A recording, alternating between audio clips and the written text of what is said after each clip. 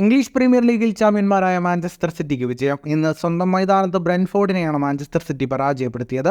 എതിരില്ലാത്ത ഒറ്റ ഗോളിലായിരുന്നു മാഞ്ചസ്റ്റർ സിറ്റിയുടെ വിജയം. സൂപ്പർ സ്ട്രൈക്കർ എർലിംഗ് ഹാലൻഡാണ് സിറ്റിയുടെ വിജയ ഗോൾ നേടിയത്.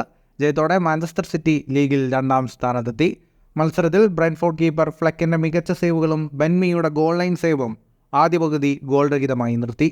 2ാം പകുതിയിൽ 71ാം മിനിറ്റിൽ ഒരു കൗണ്ടർ അറ്റാക്കിൽ ജൂലിയൻ അൽവാരസിൽ നിന്ന് ലഭിച്ച പന്തുമായി മുന്നേറിയ ഹാലൻഡ് ബ്രെൻഫോർഡ് പ്രതിരോധത്തെ മറികടന്ന് പന്ത് വലയിലെത്തിച്ചു. ഈ ഗോൾ സിറ്റിയുടെ വിജയം ഉറപ്പിച്ചു.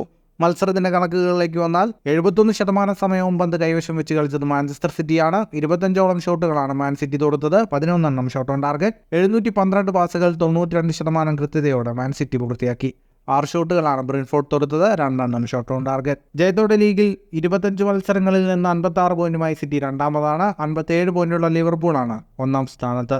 ആഴ്സണൽ 55 പോയിന്റുമായി 3ാം സ്ഥാനത്തും നിൽക്കുന്നു. ഫുട്ബോൾ ലോകത്തെ കൂടുതൽ വാർത്തകൾക്കും വിശേഷങ്ങൾക്കുമായി സ്പോർട്സ് കഫേ ഇപ്പോൾ തന്നെ സബ്സ്ക്രൈബ് ചെയ്യുക.